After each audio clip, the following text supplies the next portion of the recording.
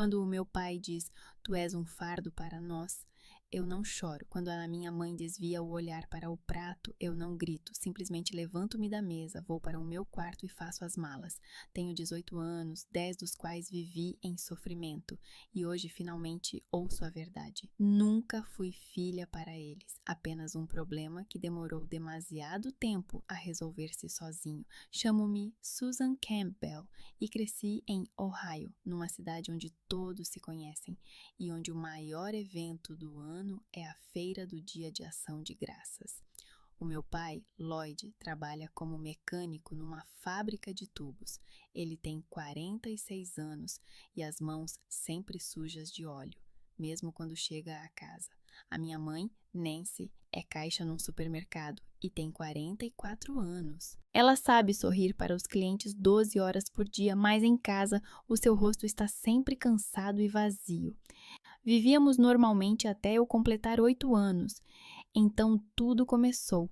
No início era apenas cansaço. Eu não conseguia sair da cama de manhã, embora tivesse dormido a noite toda. Depois, meus músculos começaram a doer, como se alguém os estivesse torcendo por dentro. Eu caía nas aulas de educação física, não conseguia segurar a caneta nas aulas, adormecia na carteira. Os meus pais levaram-me a vários médicos. Primeiro ao médico de família, depois a especialistas na cidade vizinha, depois a um grande hospital em Columbus. Lá fui diagnosticada com uma doença autoimune rara que ataca os músculos e o tecido conjuntivo. Não há medicamentos, apenas terapia de suporte, exames regulares e a esperança de que, com a idade, fique mais fácil. Não ficou. Eu faltava à escola 2 ou 3 dias por semana. Não conseguia fazer nada que exigisse esforço físico. Os amigos gradualmente deixaram de me convidar para sair. É difícil ser amigo de uma menina que está sempre a dizer: não, não posso, estou mal. Os meus pais levavam-me às consultas, compravam medicamentos, pagavam os exames. Eu ouvia-os a discutir à noite na cozinha quando pensavam que eu estava a dormir. A minha mãe falava sobre contas, o meu pai xingava e perguntava por que as outras crianças eram saudáveis e a deles não. E então veio a Cheryl, a minha irmã mais nova, que nasceu saudável, forte e bonita. Ela tem agora 16 anos. Ela joga voleibol, pratica atletismo, tem ofertas de bolsas de estudo de 2 universidades. Os pais vão a todos os jogos dela. A minha mãe compra-lhe novos equipamentos desportivos e tênis, quando é necessário. O meu pai vai às competições e grita nas arquibancadas. Eu geralmente fico em casa porque a longa viagem e as salas frias pioram o meu estado. Às vezes, vejo fotos nas redes sociais. Toda a família sorri. Cheryl segura a taça. Os pais a abraçam. Eu não apareço nessas fotos. Hoje é a noite da minha formatura da escola. Terminei com uma nota média, não excelente, mas também não ruim considerando todas as faltas. Não houve nenhuma comemoração, porque recusei a cerimônia. Por que ficar no palco e receber um diploma diante de pessoas que só se lembram de mim como aquela rapariga doente? Em vez disso, tivemos um jantar em família. A minha mãe preparou frango assado, puré de batata e salada. A Cheryl olhava para o telemóvel debaixo da mesa, escrevia mensagens para alguém e, de vez em quando, dava risadinhas. O meu pai comia em silêncio, cortava a carne e bebia cerveja. Eu esperava que eles dissessem algo sobre a formatura, que me parabenizassem. Perguntariam sobre os planos, mas o meu pai simplesmente pousou o garfo, limpou a boca com um guardanapo e disse: Susan, precisamos de conversar. A minha mãe não levantou os olhos. Já tens 18 anos, continuou ele. És adulta e decidimos que não vamos mais te apoiar financeiramente. Olhei para ele e não compreendi as palavras. O meu cérebro recusava-se a processá-las. O que quer dizer? Perguntei. Quero dizer que não vamos pagar a tua faculdade, nem a tua moradia. Medicamentos e médicos também são da tua responsabilidade. Gastamos o suficiente contigo nos últimos 10 anos. Agora é a vez da Cheryl. Ela tem potencial, precisa de apoio para entrar numa boa universidade. E tu Bem, tu não vais conseguir trabalhar normalmente com a tua saúde, então é melhor que te habitues a resolver os teus problemas sozinha. As palavras caíam sobre mim como pedras, cada uma separadamente, pesada, fria. Pai, eu não pedi nada, disse eu baixinho. Eu não queria ficar doente. Ninguém queria, ele respondeu secamente. Mas o facto é que você é um fardo para esta família e eu não posso mais carregar esse fardo quando preciso pensar no futuro daquela criança que realmente tem um futuro. Olhei para essa minha mãe. Ela estava sentada com a cabeça baixa, mexendo a salada no prato com o garfo. Não disse uma palavra. Cheryl finalmente tirou os olhos do telemóvel, olhou para mim e voltou a fixar o olhar no ecrã. Ela não se importava. Mãe, tentei. Ela finalmente olhou para mim. Não havia compaixão nos seus olhos, apenas cansaço. O teu pai está certo, Susan. Temos que pensar na Cheryl. Ela é a nossa esperança. Levantei-me lentamente da mesa. As minhas pernas tremiam, mas mantive o equilíbrio. Fui para o meu quarto, fechei a porta e tirei uma mala velha debaixo da cama. Comecei a arrumar as minhas coisas. Calças de ganga, camisetas, alguns livros, remédios em um recipiente plástico, documentos. Tudo cabia em uma mala. É estranho perceber que a sua vida é tão pequena. Olhei para o quarto. Os pôsteres nas paredes que não tirava há anos. A prateleira com os livros que lia quando estava demasiado mal para sair de casa. A cama onde passei mais tempo do que qualquer criança saudável deveria passar. Nada disso era meu. Eu sempre fui uma hóspede aqui. Quando saí pela cozinha, meu pai estava sentado em frente à televisão. Minha mãe lavava a louça. Cheryl já tinha ido para o quarto. Ninguém me impediu. Ninguém disse, espera, desculpa, vamos conversar mais uma vez. Simplesmente saí pela porta da frente e ouvi-a fechar-se atrás de mim, com um clique suave da fechadura. Agora estou na paragem de autocarro. O sol está a se pôr, o céu está a escurecer, o ar está frio. Tenho $237 no bolso. Tudo o que consegui economizar nos últimos 2 anos, trabalhando algumas horas por semana na biblioteca. O telemóvel marca 23h48. O último autocarro para a cidade sai à meia-noite. Não tenho para onde ir. Não tenho amigos dispostos a me receber. Não tenho parentes que queiram se envolver com a filha problemática dos Campbell. Meu corpo dói, como sempre. A perna direita está dormente, o ombro esquerdo está dolorido. Sei que amanhã será pior se não descansar como deve ser, mas pela primeira vez em 10 anos sinto algo além da dor. Algo frio e duro que se espalha dentro do meu peito. Raiva. Raiva pura e intensa pelas pessoas que deveriam me proteger, mas que, em vez disso, me descartaram como um investimento fracassado. O autocarro leva-me à cidade à 1 da manhã. Saio na paragem central com uma mala na mão e um telemóvel com 3% de bateria. Está frio. Outubro em Ohio é quase inverno, especialmente à noite. Fico debaixo de um poste de iluminação e penso no que fazer a seguir. Tenho um endereço. Uma pessoa que pode não fechar a porta na minha cara. Tia Marlene. Ela é a irmã mais nova da minha mãe. Tem 51 anos, trabalha como assistente numa clínica veterinária, mora sozinha num pequeno apartamento nos arredores da cidade. A última vez que a vi foi há 5 anos. Ela e a minha mãe discutiram por alguma coisa, não sei exatamente o que. A minha mãe não gostava de falar sobre Marlene. Ela só dizia, a tua tia sempre soube como complicar as coisas.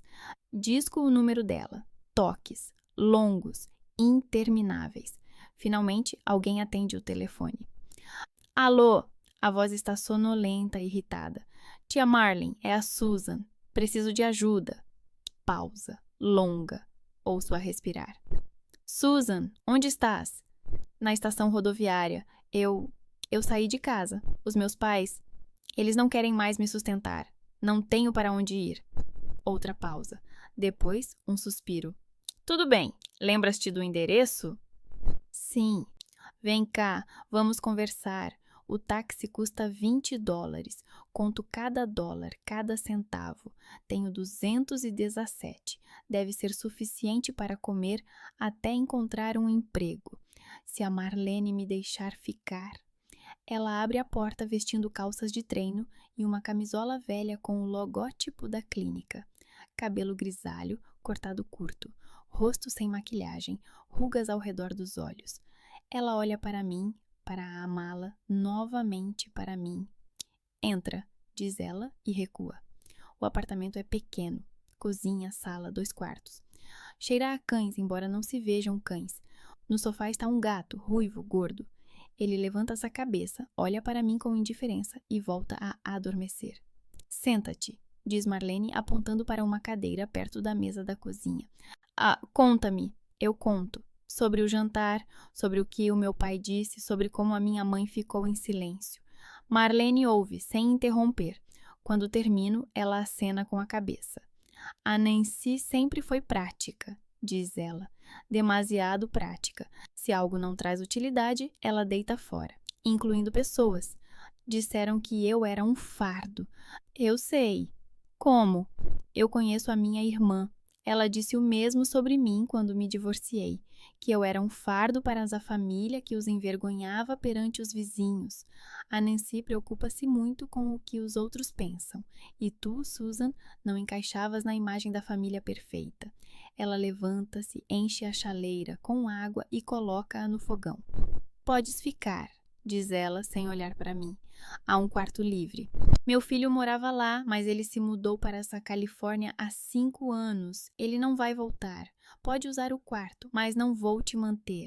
Quando encontrar um emprego, vai pagar pela comida e pelos serviços públicos, 1/3 do que ganhar. Tudo bem? Eu aceno com a cabeça. Tudo bem. Então vá dormir. Amanhã comece a procurar emprego. O quarto é pequeno, mas limpo. Cama, armário, mesa debaixo da janela. Nas paredes, marcas de pôsteres que foram retirados há muito tempo. Deito-me na cama sem me despir e olho para o teto. O meu corpo dói. Os músculos estão tensos. As articulações doem. Já me habituei a isso. A dor é o pano de fundo da minha vida. Mas hoje é diferente. Hoje ela lembra-me que estou viva, que saí de casa onde não era bem-vinda, que comecei algo novo.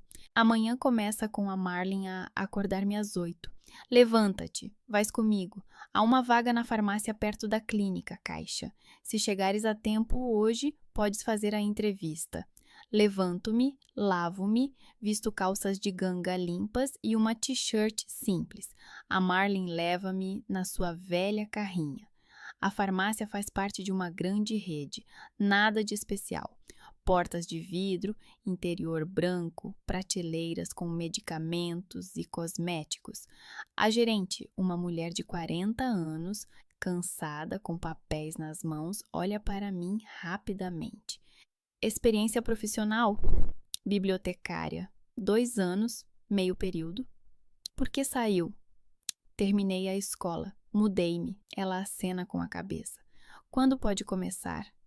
Hoje. Ótimo. Amanhã às 9. O salário é mínimo. O horário é de 5 dias por semana, turnos de 8 horas. Está tudo bem? Sim, e agora estou trabalhando novamente. O trabalho de caixa é simples.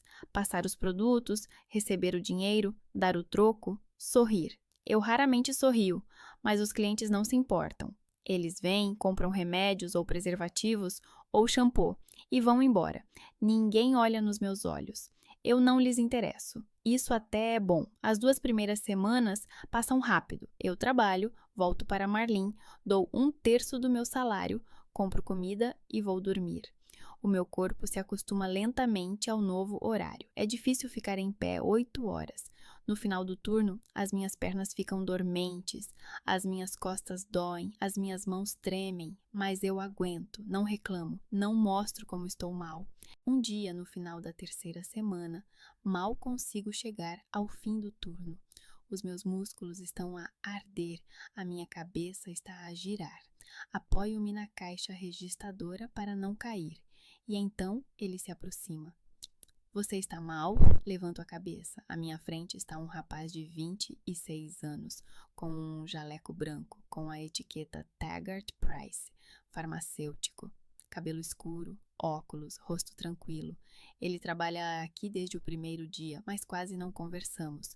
Ele está na sua zona, atrás da divisória de vidro, onde preparam as receitas. Eu estou na minha, perto da caixa registradora. Estou bem, digo eu. Não parece. Senta-te. Ele pega numa cadeira da despensa e coloca-a perto da caixa registradora. Senta-te, repete ele. O turno acabou há 5 minutos. Não é preciso morrer no local de trabalho. Sento-me. As minhas pernas relaxam instantaneamente. Fecho os olhos e respiro. O que se passa contigo? Pergunta ele. Nada. Não me mintas. Vejo como te mexes. Com cuidado, como se cada passo doesse. O que é isso? Artrite? Fibromialgia? Abro os olhos e olho para ele. Ele não parece interessado por pena, apenas profissionalmente interessado. Doença autoimune, digo finalmente. Rara, ataca os músculos e o tecido conjuntivo. Quando começou? Quando eu tinha 8 anos. Taggart tira os óculos, limpa-os com a ponta da bata e volta a colocá-los. De repente? Sim, no verão. Primeiro, cansaço, depois dor, depois tudo o resto. Houve algum gatilho? Não estou a entender. O quê? Gatilho. Essas doenças geralmente não começam do nada, algo as desencadeia. Uma infecção, um traumatismo, um estresse intenso ou uma reação a um medicamento. Aconteceu alguma coisa assim? Fico a pensar. Nunca ninguém me fez essa pergunta. Os médicos limitaram-se a constatar o facto. Tem uma doença autoimune. Aqui estão os medicamentos. Aqui estão as recomendações. Ninguém procurou a causa. Não sei, digo lentamente. Espera, então houve algo. Fomos a uma clínica nova. A minha mãe disse que era para prevenção. Deram-me algo. Cápsulas brancas. Todas as manhãs. Como se chamava a clínica? São Francisco, acho. Ou algo parecido. E que cápsulas eram? Não sei. A minha mãe disse que eram vitaminas.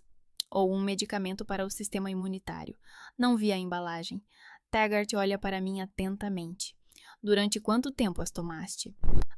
Talvez um mês. Depois começaram os sintomas e paramos. Os médicos do hospital disseram para parar tudo, exceto o que eles prescrevessem. Ele fica em silêncio. Depois diz: se os sintomas começaram depois do novo medicamento, pode não ser coincidência, especialmente se era uma terapia experimental, a clínica São Francisco. Ouvi algo sobre ela. Eles faziam pesquisas nos anos 2000, alguns programas com imunidade. Depois fecharam, acho. Estou com frio. Não entendo o que ele está a dizer, mas algo nas suas palavras me assusta. Está a dizer que aquelas cápsulas podem ter me deixado doente? Não sei, mas vale a pena descobrir. Os seus pais não lhe contaram os detalhes? Eu rio. O riso sai amargo. Os meus pais não me contaram nada. Eles simplesmente me expulsaram de casa há 1 mês, porque eu custava muito caro. Taggart fica em silêncio. Depois coloca a mão no meu ombro, suavemente, com cuidado. Desculpe, eu não sabia. Tudo bem, mas isso não está bem. Algo nas palavras dele tocou algo na minha cabeça. Terapia experimental. Investigação. Cápsulas que podiam causar a doença em vez de fortalecer o sistema imunitário. À noite, sento-me na cozinha da Marlene e conto-lhe sobre a conversa com o Taggart. Ela ouve em silêncio, bebe chá, olha pela janela. Você se lembra daquela clínica? Pergunto. São Francisco? Marlene demora a responder. Então ela coloca a chávena sobre a mesa e olha para mim. Lembro-me. Seus pais assinaram alguns papéis na época. Nem se disse que era para uma pesquisa, que eles até receberiam uma remuneração pela participação. Na altura, achei estranho pagar pelo tratamento de uma criança. Mas a tua mãe sempre gostou de dinheiro fácil. Algo frio percorre a minha espinha. Sinto os cabelos da nuca a arrepiarem-se. Quanto lhes pagaram? Não sei. A Nancy não disse. mas ela estava muito satisfeita na altura. Comprou uma bolsa nova, eu me lembro. Cara, sento-me e não consigo me mexer. Meus pais assinaram os papéis, receberam o dinheiro. Por quê? Por terem permitido que me usassem como cobaia? Que papéis? Pergunto baixinho. Não sei, Susan, não os vi. Mas se quiser saber, terá de procurar na casa deles ou na clínica, se ela ainda existir. Olho para a Marlene.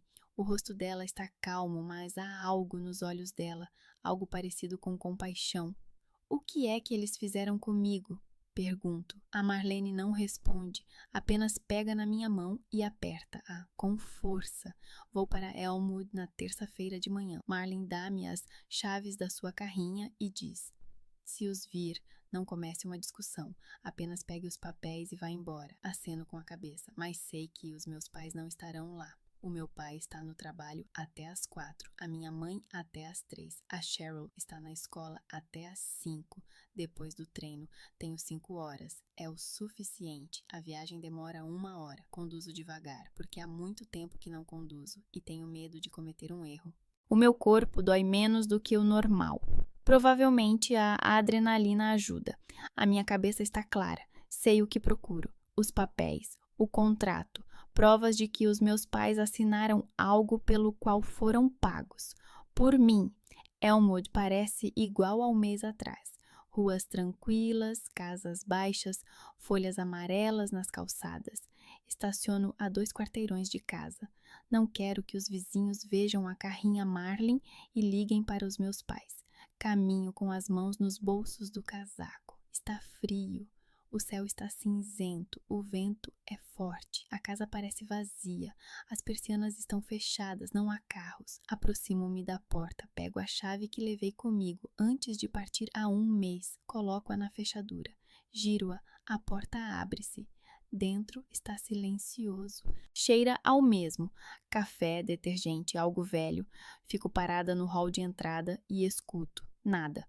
Apenas o barulho do frigorífico na cozinha. Vou até o escritório do meu pai. É um pequeno cômodo no primeiro andar, onde ele guarda papéis, ferramentas, revistas velhas. A mesa está cheia de contas, recibos, cheques. Começo a procurar metodicamente. Primeiro a gaveta de cima, depois a do meio, depois a de baixo. Nada. Apólices de seguro, declarações fiscais, garantia de eletrodomésticos. Nada sobre a clínica, nada sobre mim. Passo para o armário. Lá estão caixas com documentos, pastas com as inscrições, casa, carro, escola Cheryl. Abro uma após a outra. Na pasta Escola Cheryl, diplomas, certificados, fotografias de competições. O rosto sorridente da minha irmã com taças. Os meus pais a abraçam. Eu não apareço nas fotos. Coloco a pasta de lado e pego a seguinte. E então a vejo. Embaixo, debaixo de declarações fiscais antigas. Uma pasta sem assinatura, cinzenta, um pouco amarrotada. Abro-a. A primeira página é um documento legal. Título: Acordo de Confidencialidade e Resolução de Reclamações. Data: há 10 anos, eu tinha 8 anos na altura. Sento-me no chão e leio. Parte A. Doravante, requerentes. Lloyd Campbell e Nancy Campbell, representantes legais da menor Susan Campbell. Parte B. Doravante, denominada Rayu. Centro Médico St. Francis, pessoa jurídica registrada no estado de Ohio. Objeto do acordo: resolução de reclamações relacionadas com a prestação de serviços médicos à menor Susan Campbell. Condições: o réu reconhece que, durante a participação de Susan Campbell no ensaio clínico do medicamento experimental Immunoboost 17, ocorreu uma reação adversa imprevista que levou ao desenvolvimento de uma doença autoimune. O réu compromete-se a pagar aos autores uma indemnização no valor de $1.200.000 americanos no prazo de 30 dias a partir da data de assinatura deste acordo. Os autores comprometem-se a não divulgar informações sobre o ensaio clínico, os seus resultados, efeitos secundários e o facto do pagamento da indemnização. A violação deste ponto implica a devolução do montante total da indemnização e o pagamento de uma multa no valor de $500 mil.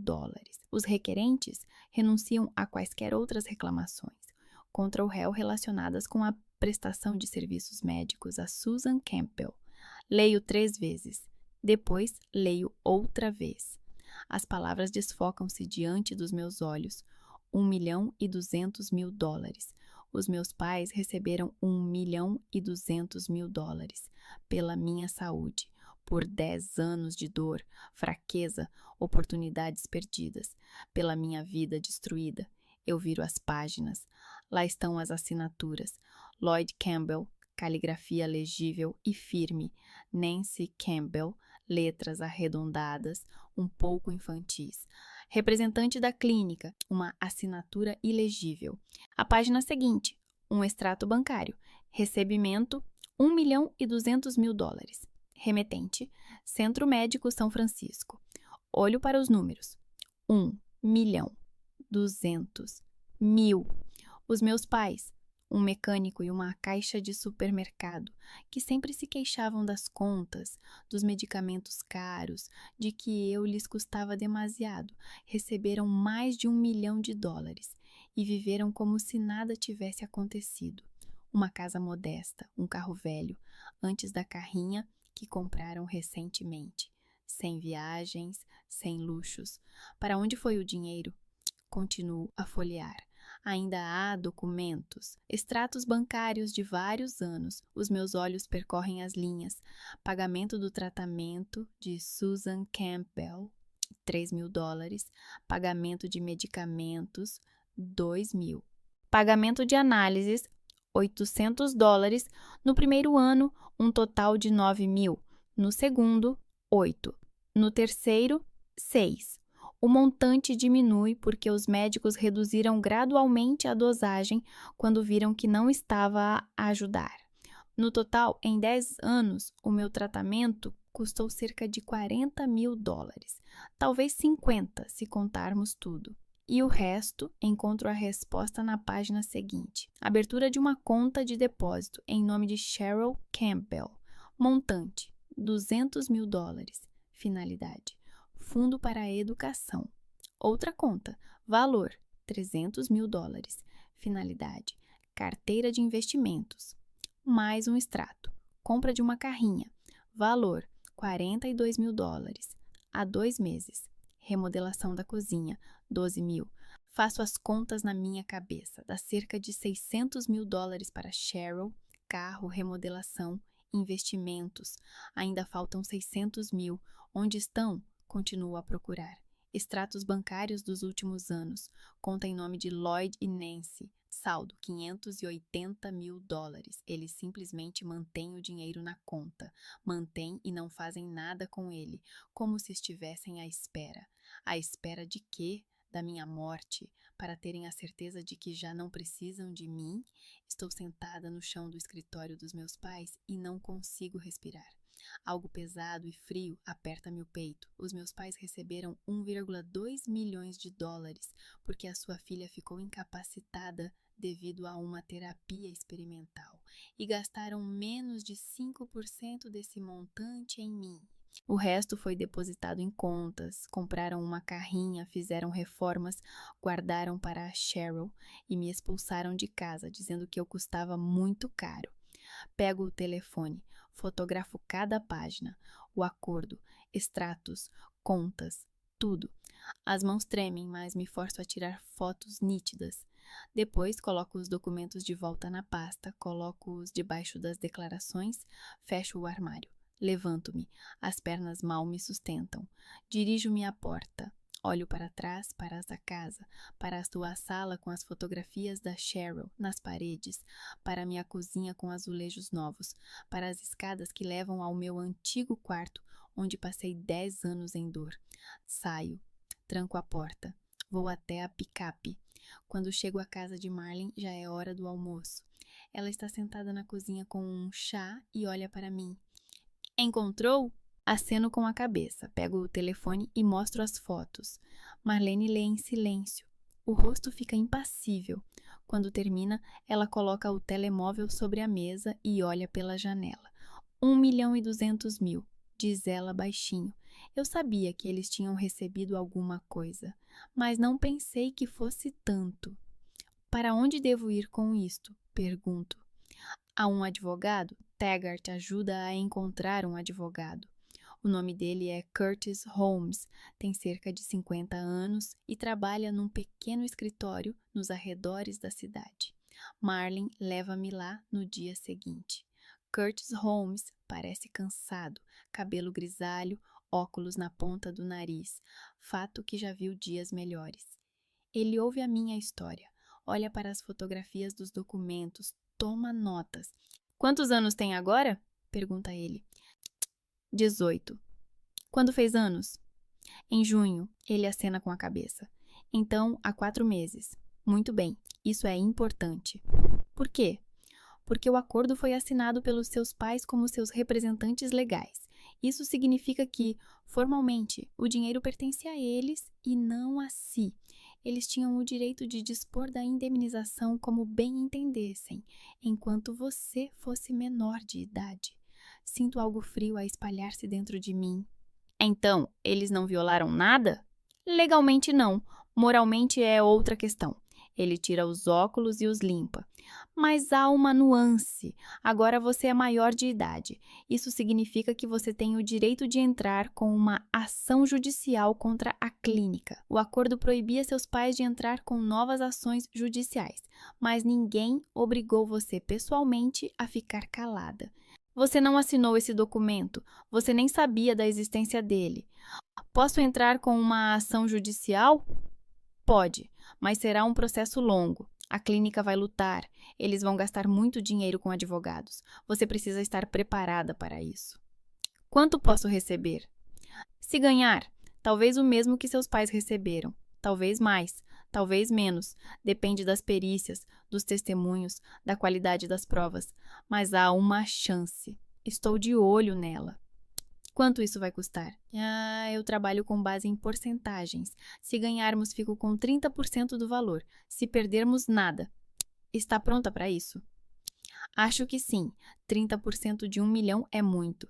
Mas 70% de 1 milhão é melhor do que nada. Estou pronta. Curtis acena com a cabeça. Então, vamos começar. Preciso de todos os documentos médicos que tiver. Os nomes dos médicos que a trataram, registros das consultas na clínica. Se houver testemunhas, pessoas que possam confirmar que foi envolvida na investigação sem ter sido devidamente informada, ainda melhor. Aceno com a cabeça. A minha cabeça está a zumbir. É demasiada informação, demasiados planos. Volto para Marlin em silêncio. Taggart está sentado no banco da frente, olhando para mim de vez em quando. Tem a certeza? Ele pergunta finalmente. Do quê? Que quer fazer isso? Processar. A clínica. Os meus pais, na verdade. Olho pela janela. Árvores, casas e pessoas vivendo suas vidas normais passam pelo vidro. Eles receberam 1 milhão pela minha saúde, digo baixinho, e gastaram menos de 50 mil comigo. O resto foi para o banco e para a Cheryl, e me expulsaram dizendo que eu era um fardo. Sim, tenho certeza. Taggart não pergunta mais nada. À noite estou sentada na cozinha da Marlin e olho para o telefone. O número do meu pai está no ecrã. Eu aperto o botão de ligar. Toques. 1, 2, 3. Então, uma voz familiar. Alô? Pai, é a Susan. Pausa, depois. O que você quer? Eu respiro fundo. 1.200.000 dólares pela minha doença. Onde eles estão? Silêncio, longo. Ouço-o respirar. Como é que sabes? Pergunta ele finalmente. Não importa como. O que importa é que eu sei. Receberam dinheiro por me terem mutilado com uma terapia experimental e não me disseram nada. Você era uma criança, não era da sua conta. É o meu corpo, são os meus 10 anos de dor, é o meu dinheiro. Ele ri, brevemente, abruptamente. O seu dinheiro? Susan, você nem sabia que ele existia? Fomos nós que assinamos os papéis. Fomos nós que fomos aos advogados. Fomos nós que lutamos contra a clínica. Esta é a nossa compensação.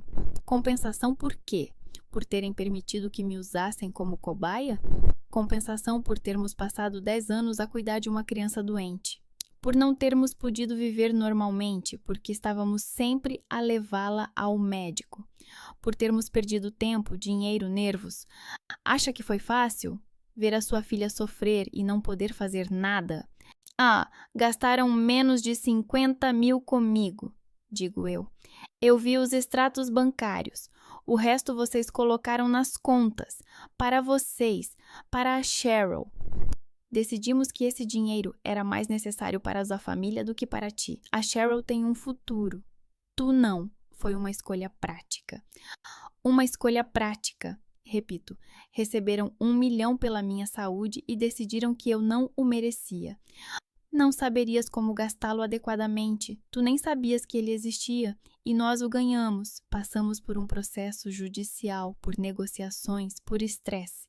É a nossa recompensa. Aperto o telefone com tanta força que minha mão dói.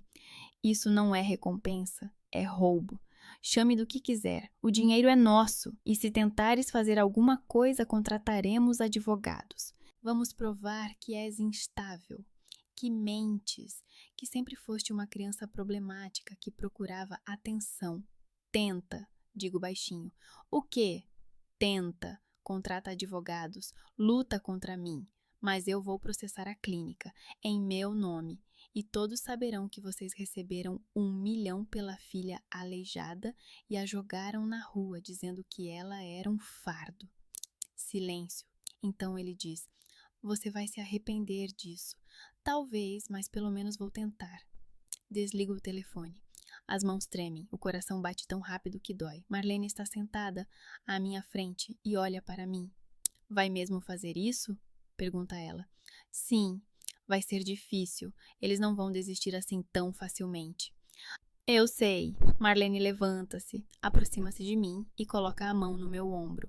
Night, então estou contigo. Olho para ela, para esta mulher que me acolheu quando eu não tinha para onde ir, que não fez perguntas, não me julgou, não se afastou. Obrigado, digo eu. Ela aperta o meu ombro. Não me agradeças, apenas vence. Deito-me à meia-noite, mas o sono não chega. Deito-me e olho para essa escuridão. Penso nos 1,2 milhões de dólares que os meus pais receberam pela minha vida destruída, em como viveram 10 anos sabendo que o dinheiro estava na conta e não me disseram nada, em como me abandonaram quando me tornei um fardo demasiado pesado. Penso na Cheryl. Ela sabe que a sua faculdade, o seu futuro, os seus investimentos são o dinheiro da minha doença? Ou ela não se importa? Penso na clínica São Francisco, nos médicos que me deram um medicamento experimental e destruíram o meu corpo, se eles sabiam que isso iria acontecer, se foi um erro ou se eles simplesmente não verificaram o suficiente.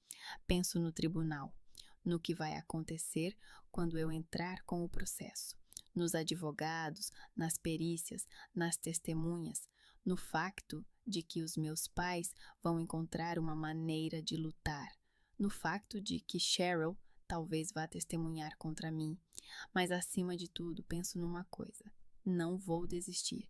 Eles tiraram-me 10 anos, tiraram-me a saúde, a infância, o futuro, mas não me vão tirar a verdade. Fecho os olhos e finalmente adormeço.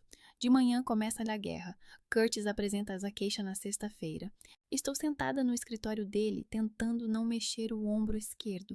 Desde de manhã, dói como se alguém tivesse enfiado um prego quente nele.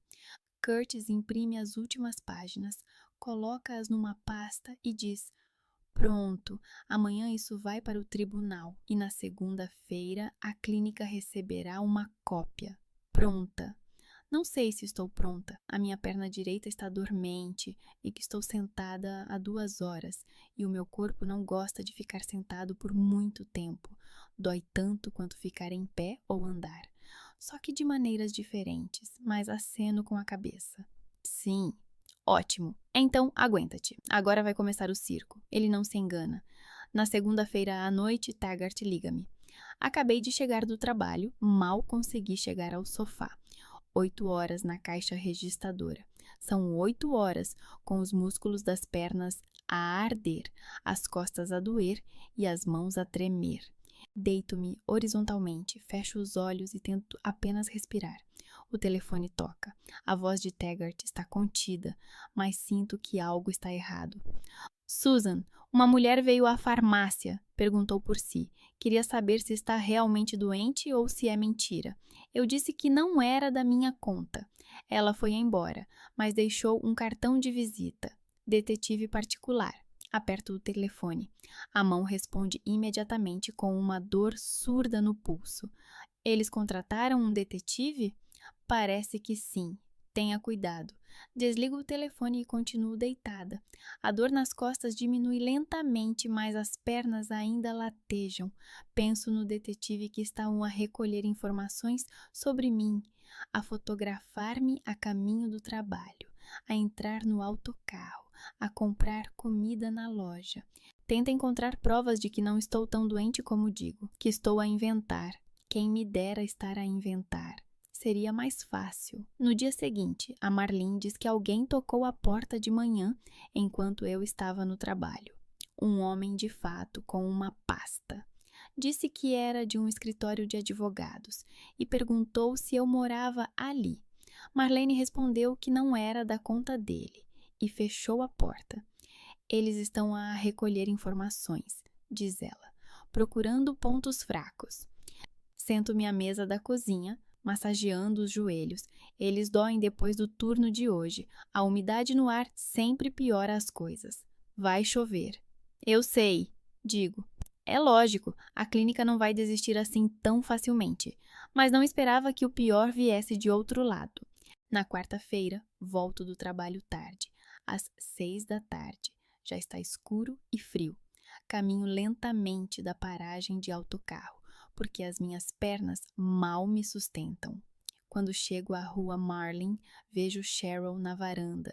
Ela está sentada nos degraus, abraçando os joelhos, olhando para o telemóvel. Quando me aproximo, ela levanta a cabeça. O rosto está vermelho, os olhos cheios de lágrimas. Precisamos de conversar, diz ela. Eu paro perto da escada, agarro-me ao corrimão. Se não me agarrar, posso cair. Sobre o quê? Sobre o que estás a fazer com a nossa família. Pego nas chaves, abro a porta. Entra. Dentro, Marlene está na cozinha. Ela olha para mim, depois para a Cheryl. Acena com a cabeça e vai para o quarto. Deixa-nos sozinhos. A Cheryl senta-se no sofá. Quero sentar-me, mas primeiro tenho de chegar à cadeira. 5 passos. Dou-os lentamente, segurando-me na parte de trás do sofá. Fala, digo eu. Ela olha para mim. Os olhos vermelhos, os lábios a tremer. Estás a destruir a nossa família, diz ela. Agora todos sabem. Os vizinhos, os amigos, as pessoas no trabalho da mãe. Olham para nós como se fôssemos criminosos. Cochicham pelas nossas costas. Perguntam se é verdade que os pais receberam 1 milhão e não gastaram contigo. A minha mãe chora todos os dias. O meu pai não consegue trabalhar normalmente. Todos na fábrica comentam. Na escola, perguntam-me se a minha irmã realmente processou a clínica e os nossos próprios pais. Não consigo viver normalmente, ela grita a última frase. A voz falha, lágrimas escorrem pelo rosto. Sento-me e ouço. O ombro esquerdo lateja, a perna direita fica dormente. Deslizo o pé tentando restaurar a circulação sanguínea. Não processei os meus pais. Digo, tentando manter a voz firme. Processei a clínica. Que diferença faz? Todos sabem que os teus pais receberam o dinheiro. Todos sabem que eles não gastaram contigo. Contaste isso a toda a gente. Não contei a ninguém. Simplesmente não escondi. São coisas diferentes. Mas qual é a diferença? Cheryl limpa o rosto com a mão. Podias ter resolvido isso em privado. Podias ter falado com os teus pais, chegado a um acordo. Mas não. Tu decidiste tornar tudo público, destruir a nossa reputação, tornar-nos uns canalhas. Cheryl, digo eu, quando consigo falar novamente. Vivi 10 anos com dor. 10 anos sem poder fazer o que as crianças normais fazem. Perdi a minha infância, a minha saúde, o futuro. E depois descobri que isso aconteceu por causa de um medicamento experimental que me deram sem me avisar. Os meus pais receberam 1,2 milhões de dólares por isso. Gastaram menos de 50 mil no meu tratamento. O resto foi para as contas bancárias e para ti. E expulsaram-me de casa dizendo que eu era um fardo. Achas mesmo que eu devia ter escondido isso? Ela olha para mim, os lábios cerrados. Foi uma decisão deles. Eles tinham o direito. Direito a quê? Direito a receber dinheiro pela minha saúde e gastá-lo em si próprios? Eles criaram-te durante 18 anos, alimentaram-te, vestiram-te, levaram-te ao médico. Isso custa dinheiro. Eles tinham direito a uma compensação. Sinto algo quente a subir dentro de mim. Raiva. Mas o corpo lembra-me imediatamente que a raiva custa energia. Os músculos ficam tensos, a dor intensifica-se. Eu me forço a respirar devagar. Compensação por quê, Cheryl? Por terem me dado à luz? Por terem cumprido suas obrigações básicas como pais? Isso não é heroísmo. É o mínimo que os pais devem fazer pelos seus filhos. Você é ingrata! Ela grita. Eles fizeram tudo o que podiam por você. E tu estás a traí-los. Tudo o que podiam? Digo baixinho. Eles podiam ter gasto mais do que o mínimo no meu tratamento. Podiam ter encontrado melhores médicos, melhores tratamentos. Podiam pelo menos ter tentado dar-me uma oportunidade de ter uma vida normal. Mas eles decidiram que eu não valia a pena, que era melhor colocar o dinheiro na conta e esperar até que eu crescesse e desaparecesse da vida deles. Isso não é tudo o que eles podiam fazer. É o mínimo, multiplicado pela indiferença. Cheryl levanta-se bruscamente. Não quero ouvir isso. Vim dizer-te que, se não retirares a queixa, vou testemunhar contra ti. Vou dizer ao tribunal que sempre foste problemática, que inventavas doenças para chamar a atenção, que me odiavas porque eu era saudável, que sempre procuraste uma maneira de prejudicar a família. Olho para ela, para a minha irmã mais nova que cresceu à sombra da minha doença, mas nunca viu como era difícil para mim, que corria, saltava, vivia a sua vida sem dor, enquanto eu ficava sentada à janela a olhar para ela, que recebia tudo, o amor dos pais, a atenção, o dinheiro, o futuro, e achava que era algo natural. Faça o que quiser, digo. A minha voz treme, não de emoção, mas de cansaço. O meu corpo quer deitar-se, agora, imediatamente. Mas não vou retirar a ação, é o meu dinheiro, a minha saúde, o meu direito. Ela olha para mim por mais um momento, depois vira-se bruscamente e vai para essa porta. Vais te arrepender disso, diz ela por cima do ombro. A porta bate. Fico parado, segurando-me na parte de trás da cadeira. As pernas tremem. Lentamente recosto-me na cadeira. Fecho os olhos. Respiro. Marlene sai do quarto 1 minuto depois e aproxima-se silenciosamente. Precisas de te deitar, diz ela. Eu sei. Ela ajuda-me a levantar-me, segura-me pelo cotovelo enquanto vou para o meu quarto. Cada passo é uma provação. Quando me deito na cama, o corpo relaxa imediatamente. A dor não desaparece, mas torna-se mais surda, mais tolerável. Ela não sabe o que está a dizer, diz Marlene baixinho. Ela sabe, respondo. Ela sabe, só que não se importa. Na semana seguinte, os pais apresentam uma contradeclaração. Curtis liga-me para o trabalho. Estou ao balcão, encostada ao balcão. É a 3ª hora do turno. As minhas pernas já estão a arder. Eles acusam-te de invasão ilegal da casa deles e roubo de documentos. Dizem que arrombastes a fechadura e roubaste papéis confidenciais. Eu tinha a chave, digo eu. Morei lá durante 18 anos. É a minha casa tanto quanto a deles. Eu sei, já estou a preparar a resposta, mas esteja pronta para a audiência. Eles estão a tentar desacreditá-la, provar que é instável, que é ladra, que não se pode confiar em si. Que tentem. A audiência está marcada para quinta-feira. Tiro uma folga do trabalho e vou ao tribunal com Marlene e Curtis. Um pequeno tribunal de construção nos arredores da cidade. A escada até a entrada tem 12 degraus. Subo lentamente, segurando-me no corrimão. Marlin está ao meu lado, pronta para me apoiar. Até o último degrau, os músculos das minhas pernas tremem. Perto da entrada estão os pais com o advogado deles, um homem de cerca de 55 anos, com um fato caro e uma pasta. O pai olha para mim com uma raiva fria. A mãe desvia o olhar. A Cheryl não está presente. A audiência dura 1 hora. Sento-me num banco duro, tentando não me mexer. O advogado dos pais afirma que entrei ilegalmente na casa deles, arrombei a fechadura e roubei documentos privados. Curtis mostra que eu tinha a chave, que morei lá até 1 mês atrás, que os documentos eram meus e que eu tinha o direito de vê-los. A juíza, uma mulher de 60 anos, cansada, com cabelos grisalhos curtos, ouve ambas as partes e toma uma decisão em 15 minutos. O caso é encerrado por falta de crime. A senhorita Campbell tinha o direito legal de estar na casa e ter acesso aos documentos que a diziam respeito pessoalmente. A contra-alegação é rejeitada. Os pais estão ao lado do carro deles no estacionamento. O pai fuma. A mãe está sentada no banco da frente e olha pela janela. Quando passo por eles, o pai diz: "Isso ainda não acabou, eu paro." A minha perna direita imediatamente protesta. Se eu ficar parado por mais de 1 minuto, a dor começa, mas eu paro. Eu sei. Vamos lutar. Vamos encontrar uma maneira de provar que você está a mentir. Olho para ele. Quero dizer algo duro, algo que o impressiona, mas o meu corpo exige movimento.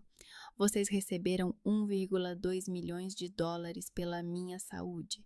Isso é um facto. Gastaram menos de 50 mil comigo. Isso é um facto. Expulsaram-me de casa dizendo que eu era um fardo. Isso é um facto. Onde está a mentira? Ele não responde. Apenas olha para mim com a mesma raiva fria. Eu continuo.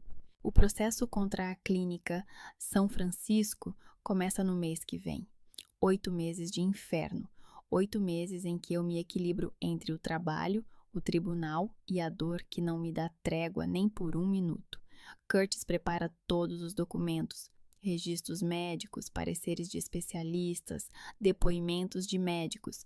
Ele encontra 3 especialistas médicos que concordam em testemunhar que o medicamento Immunoboost 17 pode ter provocado uma reação autoimune. Ele encontra cópias do estudo realizado pela clínica. Parece que ele não estava totalmente concluído quando começaram a recrutar pacientes. Ele encontra mais 2 famílias que também participaram do estudo e cujos filhos desenvolveram sintomas semelhantes. A clínica contrata um grande escritório de advocacia de Columbus, 5 advogados, vários assistentes, especialistas de todo o seu país. Eles afirmam que a ligação entre o medicamento e a doença não foi comprovada, que eu tinha uma predisposição genética para doenças autoimunes, que os pais assinaram todos os consentimentos necessários e foram totalmente informados sobre os riscos. Então, Curtis encontra um documento, um memorando interno da clínica. Nele está escrito que em testes anteriores em animais houve reações imunológicas imprevisíveis, que são necessários testes adicionais. Mas os estudos começaram, porque a clínica tinha um prazo a cumprir com os investidores. Os especialistas médicos de ambos os lados concordam que o medicamento provavelmente provocou a minha doença. A imprensa ainda não sabe, mas na terça-feira, Curtis liga de manhã. Ainda estou na cama. Hoje é meu dia de folga e posso me dar ao luxo de não levantar antes das 10. O corpo agradece cada minuto na posição horizontal. Eles querem chegar a um acordo. Sento-me. As minhas costas protestam imediatamente. A dor atinge-me entre as omoplatas. Massajo o pescoço. O que é que eles oferecem? 1.200.000 dólares, a mesma quantia que ofereceram aos teus pais, sem reconhecimento de culpa, mas com pagamento integral. E eles retiram a ação contra os teus pais por divulgação de informações. Levanto-me lentamente. Vou para essa cozinha. Cada passo é cauteloso. Marlin está sentada à mesa, a beber café, a olhar para mim. Há condições? Pergunto. Acordo de confidencialidade. Não podes falar sobre os detalhes do acordo. sobre o valor, sobre os documentos internos da clínica e o que descobrimos sobre eles não pode chegar à imprensa por nossa causa. Mas o facto de ter havido uma ação judicial e de teres recebido uma indenização, isso pode ser mencionado. Quanto vocês vão ficar? 30%, 360 mil. Você ficará com 840 mil depois dos impostos. Sento-me numa cadeira. Os joelhos estão a tremer. Ainda bem que me sentei a tempo. Olho pela janela. Lá fora está a nevar. A primeira neve deste inverno. Branca, limpa, silenciosa. 840 mil dólares. É mais do que eu já tive na vida. Isso é suficiente para os melhores médicos, novos métodos de tratamento, fisioterapia. Para a educação, para uma vida sem o medo constante de não ter dinheiro para os medicamentos. O que você está a pensar? Pergunta Curtis. Estou a pensar nos 8 meses de julgamento, em como cada audiência é uma provação para o corpo, sobre o facto de que, se eu recusar, o julgamento pode durar mais 1 ano, talvez 2, e não há garantias. Concordo, digo eu. Assinamos os documentos no escritório do Curtis na sexta-feira. Eu, o Curtis e 2 representantes da clínica. Sento-me numa cadeira macia. O Curtis pediu especialmente para trazerem uma assim. Ele sabe que tenho dificuldade em me sentar em superfícies duras. Assino os papéis. A minha mão treme um pouco, mas a assinatura fica legível. A representante da clínica pega o cheque. 1.200.000 dólares. Ela o coloca sobre a mesa. Parabéns, senhorita Campbell. O caso está encerrado. Marlin me leva para casa. Sento-me no banco do passageiro, segurando a pasta com os documentos. A minha perna esquerda está dormente. Fiquei sentada por muito tempo. Deslizo o pé, tentando fazer o sangue circular. Conseguiu? Diz Marlin. Sim. Como se sente? Não sei, respondo honestamente. De manhã, Cheryl liga. A voz dela está zangada, tensa. É verdade? Recebeste o dinheiro? Sim. Quanto? É confidencial. Quanto, Susan? Fico em silêncio. O mesmo que os pais, certo? 1.200.000. Lucraste 2 vezes com a nossa dor. Não é a vossa dor, digo baixinho. É a minha. Foi o meu corpo que foi destruído. Sou eu que vivo com dor todos os dias. É o meu dinheiro. Destruíste a nossa família por dinheiro. Não destruí a vossa família. Vocês destruíram a vossa família quando decidiram que o dinheiro era mais importante do que eu. Silêncio. Depois. Não nos ligues mais. Nunca mais. Para nós, estás morta. Ela desliga o telefone. Fico sentada com o telefone na mão. Os joelhos pulsam. As costas doem. O ombro direito está dorido. Para eles, estou morta. Deito-me novamente na cama, fecho os olhos. A dor está sempre comigo, mas hoje é um pouco diferente. Hoje é a dor de uma pessoa que venceu. 8 anos é muito tempo. Tempo suficiente para que a vida mude completamente. Para que uma rapariga que mal conseguia ficar de pé depois do turno na farmácia se torne uma mulher capaz de subir escadas sem bengala. Nem sempre sem dor. A dor permaneceu, não desapareceu, mas muito mais rara e fraca do que antes. Tenho 26 anos, estou no Centro de Reabilitação Nova Esperança e vejo um homem de 50 anos a tentar levantar o braço acima da cabeça. O braço treme, sobe alguns centímetros e volta a cair. Mais uma vez, digo calmamente, devagar, sem forçar. Ele respira com dificuldade, mas tenta novamente. Desta vez, o braço sobe um pouco mais. Muito bem. Descanse 1 minuto. Faço anotações no seu prontuário. O progresso é lento, mas existe. Passaram-se 3 meses desde o AVC e ele já consegue mover o braço. Daqui a 6 meses, talvez consiga segurar um garfo. Terminei os cursos de fisioterapia há 4 anos. 840.000 dólares foram suficientes para tudo. Educação, os melhores médicos, o tratamento experimental que os médicos propuseram, mas que a minha seguradora se recusou a pagar. Novos medicamentos, cirurgias nas 2 articulações mais afetadas, fisioterapia intensiva. Isso não me curou, a doença autoimune é para sempre, mas tornou a vida possível. Agora tomo medicamentos 2 vezes por dia. São caros, mas funcionam. A dor, que antes era constante, agora aparece raramente. Normalmente antes da chuva ou quando trabalho demais. Mas mesmo assim, não é a dor que me obrigava a ficar imóvel. É uma dor surda com a qual se pode viver. Posso trabalhar 8 horas e não cair de cansaço. Posso sair para passear com as crianças. Posso viver um dia sem pensar quando é que isto vai acabar. É estranho viver sem dor constante. Nos primeiros meses, depois de um novo tratamento ter começado a fazer efeito, eu não acreditava. Acordava de manhã e esperava que o corpo se manifestasse, mas ele permanecia em silêncio. Simplesmente permitia-me levantar, vestir-me, tomar o pequeno almoço, como qualquer pessoa normal. Quando passei um dia inteiro sem dor pela primeira vez, chorei. Foi então, ao deitar-me à noite, que pensei: então é assim que as outras pessoas vivem. Simplesmente vivem, sem lutar diariamente contra o próprio corpo. Susan! A voz tira-me dos meus pensamentos. Eu viro-me. Taggart está à porta, de bata branca, com uma pasta nas mãos. Tens 1 minuto? Aceno para o paciente. Ele pode descansar. E vou até Taggart. O que aconteceu? Nada de ruim, só quero mostrar uma coisa para você. Ele me leva até o seu consultório. Trabalhamos no mesmo centro há 3 anos. Ele dirige o departamento de farmácia, eu trabalho com fisioterapia. Conhecemos-nos na mesma farmácia há 8 anos, casamos há 5 anos, tivemos o Liam há 4 anos e a ela há 2 anos, 2 filhos que não herdaram a minha doença.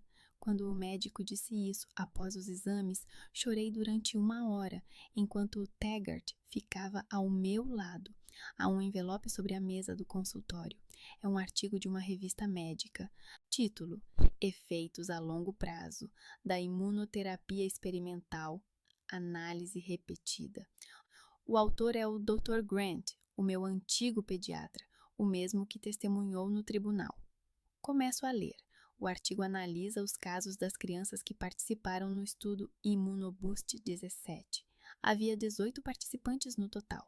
7 desenvolveram doenças autoimunes, 3 morreram. Os restantes vivem com dores crônicas e limitações. O artigo apela a uma regulamentação mais rigorosa dos ensaios clínicos em crianças. Ele usou o teu caso como base, diz Taggart baixinho. Não te mencionou pelo nome, mas todos os detalhes são teus. Ele quer que outras crianças não passem pelo mesmo. Coloco os papéis sobre a mesa. Sinto um aperto no peito. 3 morreram. 3 crianças que poderiam estar vivas se a clínica não tivesse apressado as coisas. Se alguém tivesse testado o medicamento como deveria. Eu não sabia que 3 morreram, digo baixinho. A clínica escondeu isso, pagou grandes indenizações às famílias para que ficassem caladas, mas Grant conseguiu obter os dados. Ele está a arriscar.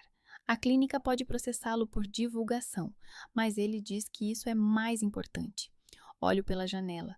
Lá fora é outono, as folhas estão amarelas, o céu está cinzento. As crianças brincam no parque em frente, correm, gritam, riem. Crianças saudáveis que não sabem como é acordar com dores. Ainda bem que ele fez isso, digo finalmente. Taggart abraça-me por trás, encosta o queixo no meu ombro. Tu também fizeste isso. À noite vamos os 3 para casa. Eu, Taggart e Marlene. Ela mora conosco há 2 anos. Depois de completar 59 anos, ela decidiu se aposentar e nos ajudar com as crianças. No começo, eu resisti. Não queria que ela se sentisse obrigada. Mas Marlene apenas riu. Susan, quero ver as crianças crescerem. Não é uma obrigação, é um privilégio. Agora ela vai buscar o Liam à creche e a ela a ama. Prepara o jantar. E eu e o Taggart chegamos a uma casa acolhedora com o cheiro da comida e o riso das crianças. É uma felicidade que nunca pensei ter. Liam corre para mim assim que abro a porta. Mãe, olha o que eu desenhei. Ele segura uma folha de papel com algo azul e verde. Talvez seja o mar ou um dinossauro. É difícil dizer. Lindo, digo pegando-o nos braços. Ele está pesado, 4 anos, mas já tão grande. Antes eu não conseguiria levantá-lo, agora consigo. Mais um pequeno milagre. O que é isso? Um dragão! Ele cospe fogo e protege o castelo. Um dragão muito forte. Ela dorme em seu berço. Aproximo-me e olho para ela. Cabelos castanhos claros, bochechas rosadas, respiração regular. Ela é parecida com o Taggart. O Liam é parecido comigo. Ambos são saudáveis. Ambos não sabem o que é dor crônica. Quero que nunca venham a saber. Marlene serve o jantar. Sentamo-nos os 4. Ela ainda é pequena, está a dormir, comemos, conversamos sobre o dia. Liam fala sobre o jardim de infância, sobre como desenharam um dragão e como o seu amigo Jacob caiu do escorrega, mas não chorou. Taggart fala sobre um novo paciente que recebeu uma prescrição complexa de medicamentos. Marlene fala sobre o seu trabalho.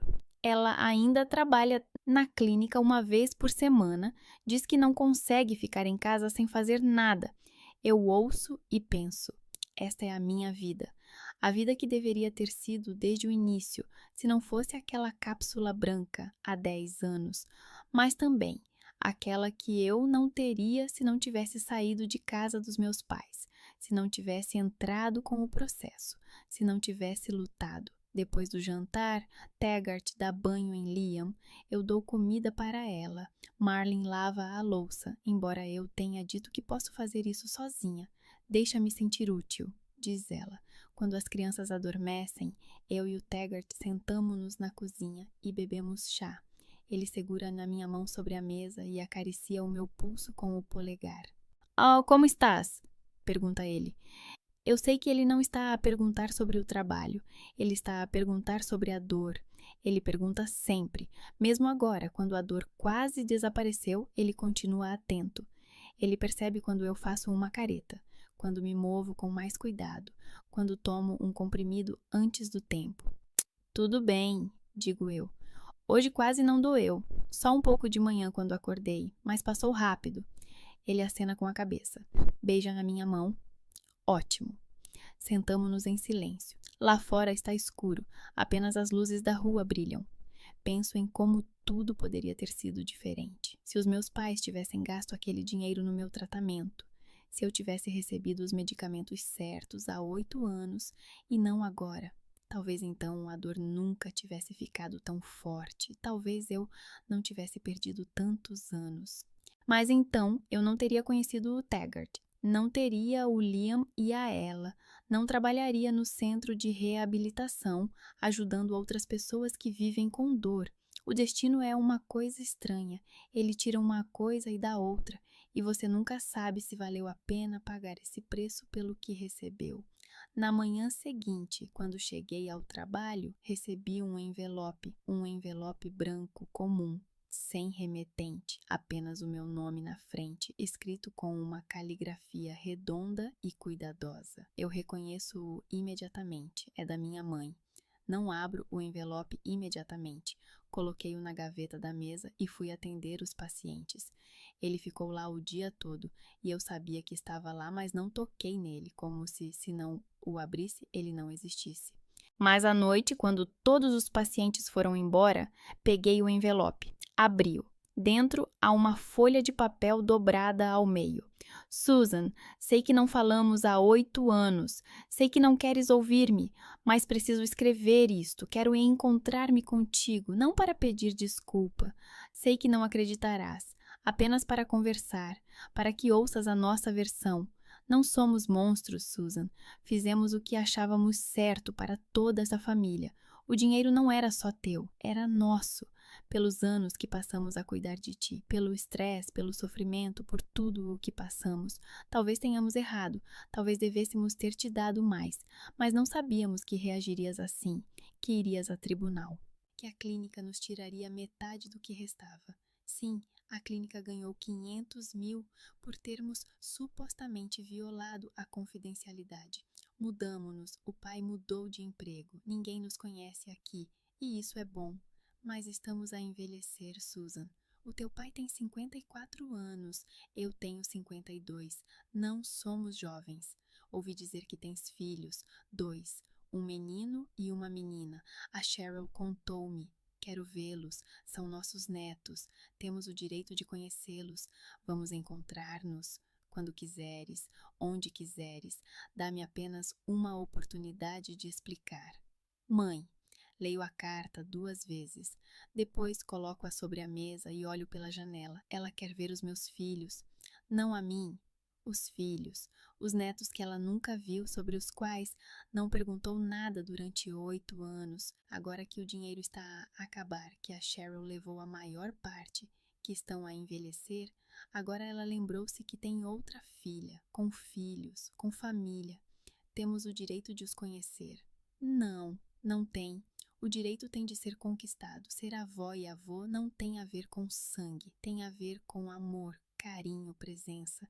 Eles não estavam presentes quando eu precisei deles. Por que eu deveria dar-lhes acesso aos meus filhos? Coloco a carta de volta no envelope, coloco na gaveta da mesa. Não jogo fora, apenas coloco lá. À noite conto ao Taggart. Estamos sentados na cama, ele me abraça, eu coloco a cabeça no ombro dele. O que quer fazer? Ele pergunta. Não sei. Quer encontrá-la? Eu penso, se quero, parte de mim. Aquela menina que há 10 anos queria que a mãe a abraçasse e dissesse tudo vai ficar bem, quer ouvir uma explicação, quer entender por que eles fizeram o que fizeram. Mas a outra parte, a mulher adulta que passou pela dor, pelo julgamento, pelos anos de solidão, sabe que as explicações não vão mudar nada, que não haverá desculpas, que mesmo que eles digam desculpa, isso não vai trazer de volta os 10 anos. Hoje não, digo finalmente. Talvez um dia, mas não hoje. Taggart beija-me na têmpora. Tudo bem, quando estiver pronta, avise-me. Passa uma semana, a carta ainda está na gaveta. Não respondo, não ligo, apenas vivo a minha vida. Trabalho, volto para casa, brinco com as crianças, adormeço ao lado de Taggart. Lá fora chove, as gotas escorrem pelo vidro, deixando rastos molhados. Penso nos meus pais, em como estavam há 8 anos, quando os vi pela última vez no tribunal. O meu pai, seco, rígido, com a convicção inabalável de que estava certo. A minha mãe, cansada, com os ombros caídos, com um olhar que deslizava por mim. Agora estão envelhecidos. Talvez tenham mudado, talvez tenham compreendido alguma coisa, ou talvez não, talvez ainda acreditem que estavam certos, que o dinheiro lhes pertencia, que eu os traí. Tiro a carta da gaveta, leio novamente. Temos o direito de conhecê-los. Direitos, sempre direitos. Nunca queremos, sentimos muito. Desculpe. Apenas direitos. Coloco a carta sobre a mesa, não na gaveta. Sobre a mesa, onde ficará, onde haverei todos os dias. Talvez um dia eu responda, talvez eu os encontre, talvez eu lhes dê a chance de ver Liam e ela, mas não porque eles têm o direito e porque eu tenho escolha.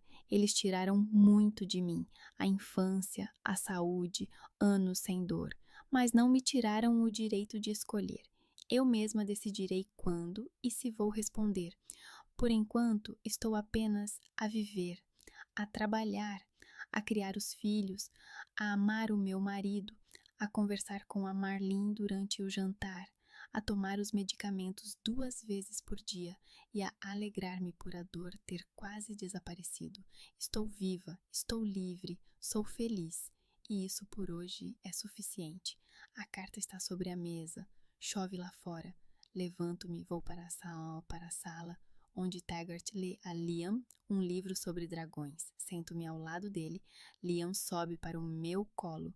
Eu abraço-o, sinto o calor do seu corpinho. Ouço Taggart ler sobre o cavaleiro corajoso.